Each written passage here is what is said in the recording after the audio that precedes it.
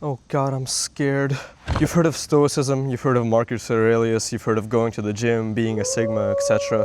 And that should be concerning because Sigma and Stoicism should not be in the same sentence. Okay, I just really don't want to open up the can of worms that is the online male influencer industry, but I genuinely feel like my boy Marcus Aurelius is being violated at the moment. I just need to do something. The big reason Stoicism is so popular with online people at the moment is because the interpretation of it can be literally anything you want because the language is so vague. For example, to live a virtuous life, we must aim to transcend the emotions that disturb our peace of mind. Like, what the hell does transcend actually mean here?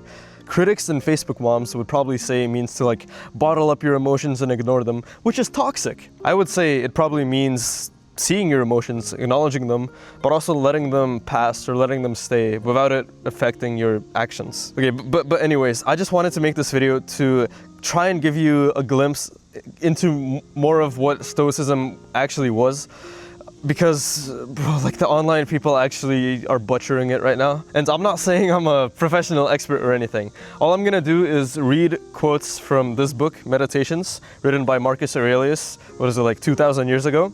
And I'm not saying this is like the source of Stoicism. It's just quotes that you probably won't hear online as much because they're not as cool. You can't really market them as much. You can't really make a $900 course selling them. So you probably haven't heard of them. So let's start off with a funny story to tell you how this whole thing probably happened. So legend has it that somewhere around 300 BCE, Zeno of Citium was a merchant sailing on his boat. And this boat had all of his stuff. Unfortunately, his boat sank, and he lost everything. Fortunately, he survived, but he was also very, very angry he no longer had his boat. He was so angry that he went into a bookstore and read Memorabilia, a work by Socrates.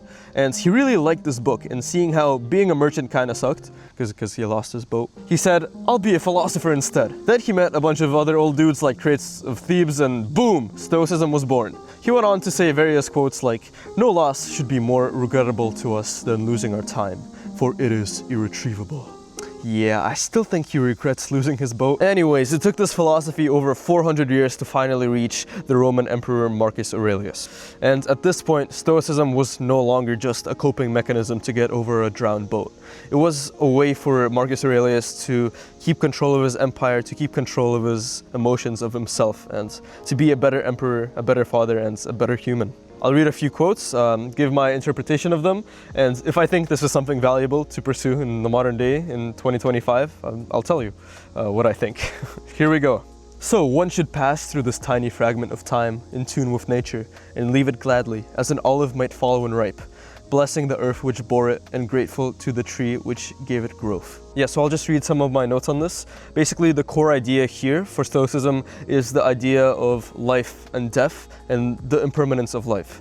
Marcus Aurelius says a lot that death isn't something we should fear because it's simply part of nature. The fact that life is so short is what makes it so valuable and so beautiful.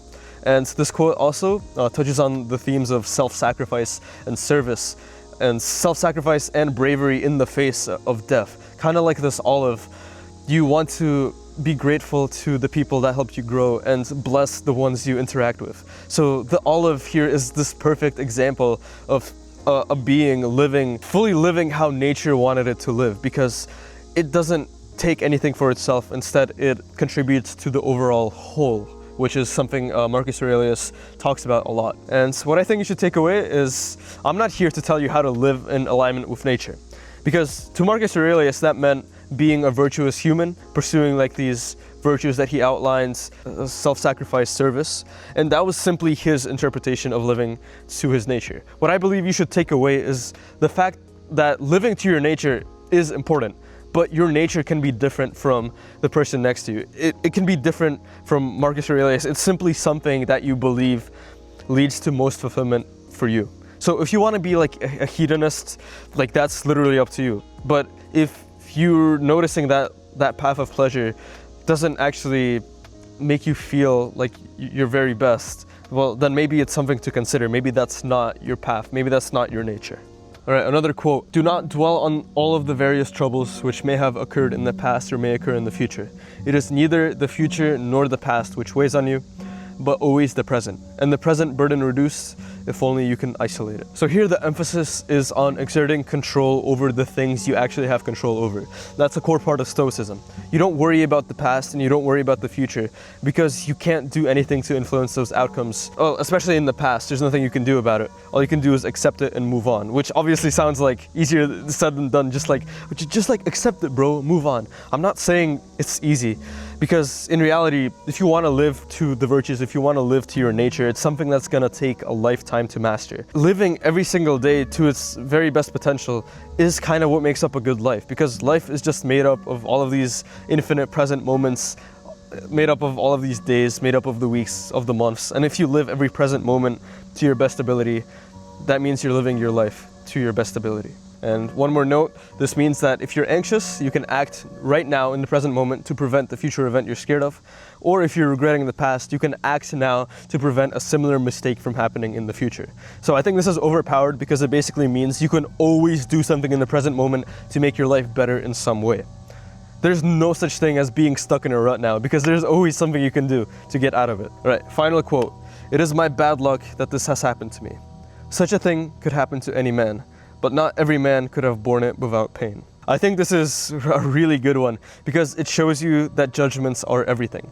People naturally label stuff as being good or bad, and because of that perception, it actually influences things a lot. How Marcus Aurelius likes to think about it is, does this event hurt my rational mind? Does this make me a worse man? If not, it cannot be bad. And if it's something that is just like annoying, then it is in my power to bear it, to deal with it, basically. So the takeaway here is you can bulletproof yourself against disappointment and anger if you simply stop viewing things as bad or even good. Now, there are many more quotes I could share, but I think this video is already getting too long, and I don't want to delve like really too deeply into Stoicism because you probably don't care that much. But I basically hope that these quotes, if you just choose like one of them and try and live like it for like the next week of your life, I genuinely think your life can improve. And I hope this video made you realize that Stoicism isn't about freaking living in Dubai, having the material wealth. In fact, that literally goes against almost everything he says here. Aurelius says here, "Take caution not to be Caesarified, to be dyed in purple," which basically means take caution not to let fame and money and wealth, success get to your head, which is what most of the male influencers are doing right now. So I really don't know why they're talking about Stoicism. I hope you enjoyed your brief history lesson and philosophy lesson, and if you want more, subscribe.